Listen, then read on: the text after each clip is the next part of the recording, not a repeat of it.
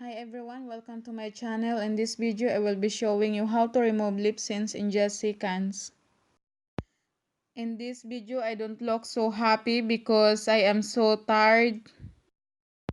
I applied the Lipsense at 12 noon, then I filmed at 9 p.m. My Lipsense has been on for 9 hours. I use cotton ball, then I wet it with water. Then put toothpaste on the wet cotton and spread the toothpaste on the cotton. Then rub the cotton on your lips until you remove all the Lipsense. Hi everyone, please leave me a comment if you're going to try this technique and don't forget to subscribe to my channel. Please like and share my video if you find this helpful. The Lipsense that I use is Lexi Bear Y.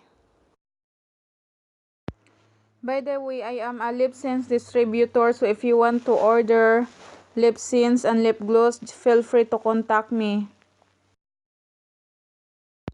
Thank you for watching, guys. Please don't forget to subscribe to my channel with bell and don't forget to share it and like.